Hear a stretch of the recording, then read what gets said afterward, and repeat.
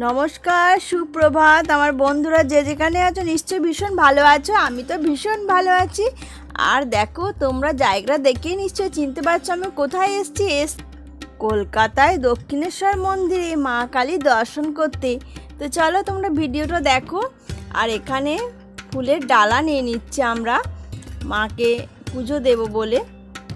আর একটাই নেব আর কি। তো ইনি বললেন ফটো তোলো, তো ওই জন্য দুটো ডালা নিয়েছিলাম একটা ফটো তোলার জন্য।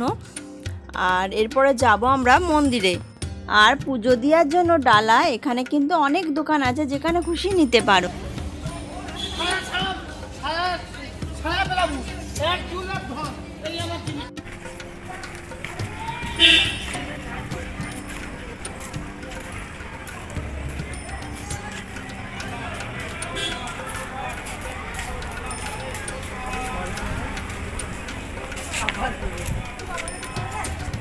না ঠিক আছে।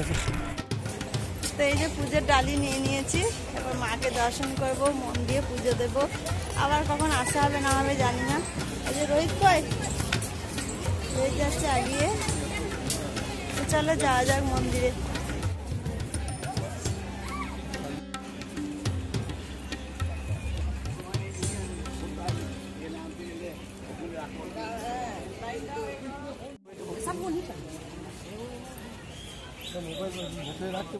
পুজো দেওয়া হয়ে গেছিলো খুব তাড়াতাড়ি করে, যেহেতু আমরা অনেকটা সকাল করে এসছিলাম।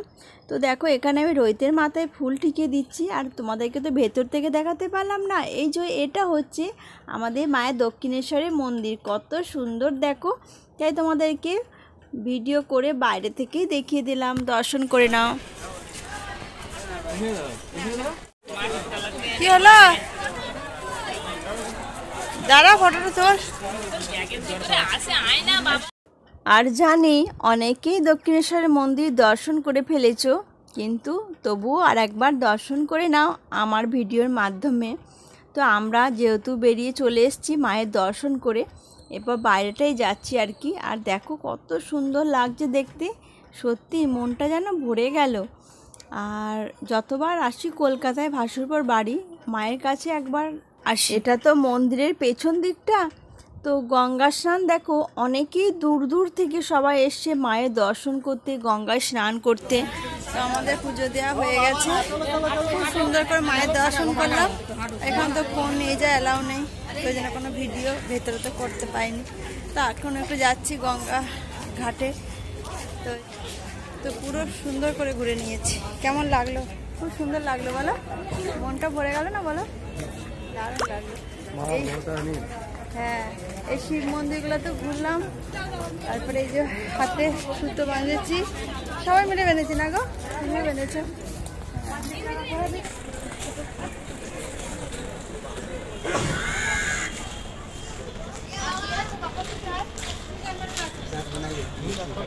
এখানে অনেকে ইউটিউবার দেখেছো, সবাই ভিডিও করছে।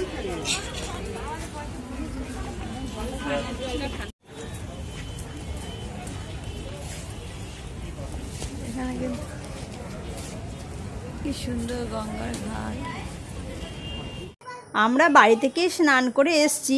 তো গঙ্গা চান যেহেতু বোনের বাড়ি গিয়েছিলাম ওখানে করেছিলাম, তাই আর এখানে গঙ্গা স্নান করলাম না। তাই মাথায় একটু জল ঠেকিয়ে নেব মা গঙ্গা দেবী।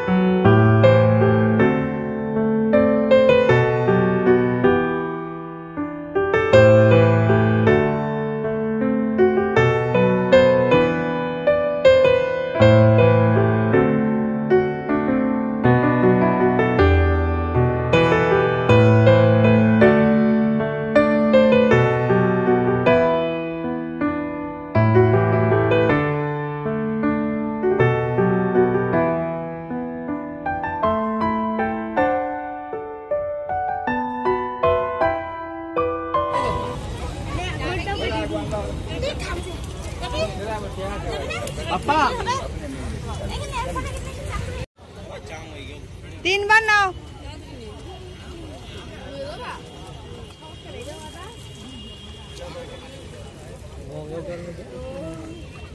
এখন রোহিত আর আমি যাচ্ছি একটু গঙ্গা জল আনতে। তো রোহিত বলে একা যাব না, তুমি চলো। আর যেহেতু জায়গাটা আগে আনা ছিল না সাথে, তাই ওর পাপা বাইরে গেল, গিয়ে কিনে নিয়ে এলো। তো এখন একটু গঙ্গা জল নিয়ে যাচ্ছি সঙ্গে করে। আর দেখো কত সুন্দর লাগছে, কত মানুষের ভিড়, কত দূর দূর থেকে আসে, তাই না? ভীষণ ভালো লাগলো যে মাকে দর্শন করতে পারলাম এবারে বাড়ি এসে। তো মনটা সত্যিই ভরে গেল। আর দক্ষিণেশ্বরের মন্দিরে যারা প্রথম যাচ্ছ তাদের কিন্তু কোনো অসুবিধা হবে না। যাওয়ার পরেই ওখানে জুতো রাখার, ফোন রাখার, ব্যাগ রাখার সব কিছু ব্যবস্থা আছে। পয়সা দিয়ে ওরা একটা করে টোকেন দেয়। তো মন্দিরে যেহেতু ফোন অ্যালাউ নেই কোনো কিছু, তাই যাওয়ার আগে জমা দিয়ে গেলে তারপরে আবার যখন বেরিয়ে আসবে টোকেন দিলেই সমস্ত কিছু রিটার্ন দিয়ে দেবে, কোনো অসুবিধা নেই, সব কিছু ভালো ব্যবস্থা আছে। তো চলো এবার আমাদের মন্দির দর্শন, একটু গঙ্গা জল নিলাম, মা বলল, তো সব হয়ে গেছে। এরপর বাড়ি যাচ্ছি, যেহেতু আমরা এখান থেকে আবার বাড়ি চলে যাব, মানে আমার ভাসুরজির বাড়ি যাব বর্ধমান। তো ওই জন্যই এত তাড়া, না হলে একটু মায়ের ভোগ খেয়ে যাওয়া হতো। যখনই আসি তখন এইভাবেই আসা হয়, সকালে তাড়াতাড়ি করে আসি চলে যাই। গেলবারে এসেছিলাম, তো পরের বারে যদি মায়ের ইচ্ছা হয় মায়ের ভোগ খাবো এসে, আবার যখন কলকাতায় আসবো। তো চলো পরে কথা হচ্ছে। ভীষণ ভীষণ মনটা ভরে গেল, দারুণ লাগলো, ওই জন্য এলাম। চলো মন্দির থেকে বেরিয়ে আমরা এখন যাচ্ছি যেখানে ডালা নিয়েছিলাম। তো ওরা বলেছিল শেষে পয়সা দেওয়ার জন্য, আর প্রসাদটা ভালো করে ভরে দিল। এখন আমরা একটু টিফিন করবো, যেহেতু আমরা সকাল থেকে উপাস ছিলাম। তো তার আগে ভাবলাম বা ভোলানাথকে বসানোর জন্য যে পাথর বাটিটা থাকে ওটা আমার কাছে ছিল না, তাই ভাবলাম এখান থেকে একটা কিনে নিয়ে যাব। কিন্তু এখানে এত দাম বলছিল, আর এখানে না মন্দির থেকে বেরিয়ে খাবারের দোকানগুলো এত হাত ধরে ধরে টানাটানি করে, কি যে বলবো। খা, ওর কচুরি আসছিল ধোসা, আমার বর খাচ্ছে কচুরি। মিষ্টি নেবে? তা নিয়ে নাও একবারে, লুচি ভালো লাগবে এর সাথে খেতে। আমারও রইতে আসছে ধোসা, রোহিতের আর আমার আছে ধোসা মশলা, সাম্বার, চাটনি। চলো খাওয়া যাক।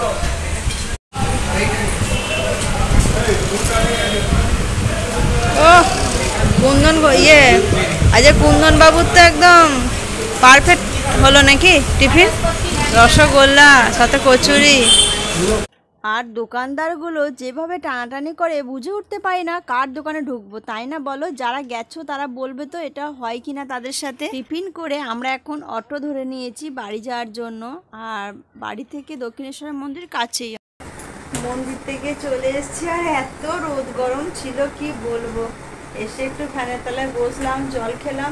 তো তা করতে করতে রোহিত তো ঘুমিয়ে পড়েছে, অনেক সকাল করে উঠেছে। তো আর এখানে যেহেতু এদিক ওদিক ঘোরা হচ্ছে, তো আমরা তো খাওয়া দাওয়া করে বেরোবো। তো তার জন্য আমার বর এই যে ব্যাগেলটা গুছিয়ে নিচ্ছে, বাকি যে জিনিসগুলো আর কি টুকটাক পড়েছিল আর কি, তো এসবগুলো গুছাচ্ছে। আর পিয়ালি গেছে পুনুকে আনতে স্কুলে, এখন আসতে অনেক দেরি আছে, 1টা বাজে, 1:30টার সময় আসবে পুনু। তারপরে খাওয়া দাওয়া করে আমরা 3টে সাড়ে 3টের সময় বেরোবো। এটা হচ্ছে একটা হল ঘর, বেডরুম।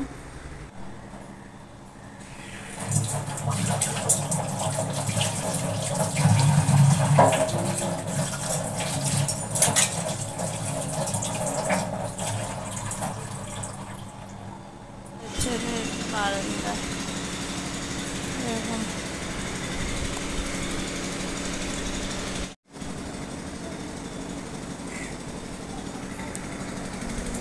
এই তো আমাদের পুনু স্কুল থেকে চলে এসেছে, কিন্তু স্কুলের ড্রেস ছাড়িয়ে ফেলেছে ওর মা ওখানেই, যেহেতু গরমকাল পড়েছে।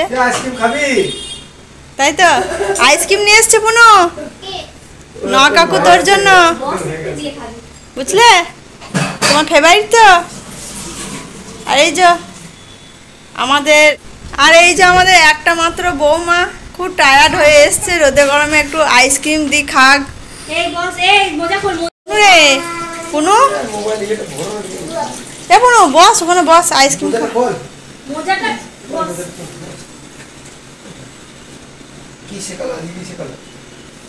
এ আজকে ম্যাম মেরেছে। হ্যাঁ রানু শিখতেছে মুম্বাই কি রানু, তাই নাকি? পুনু মুম্বাই কি রান্না শিখেছে? বাহ। আর আজকে পুনু সোনা বললো তার মায়ের হাতে খাবে না আমার হাতে খাবে, তাই ওই জন্য আমি আমার পুনু সোনাকে খাইয়ে দিচ্ছি। আর আমার না ভীষণ ভালো লাগে এই বাচ্চাদেরকে খাওয়ানো, চান করানো, সাজুগুজু করে দেওয়া ভীষণ ভালো লাগে।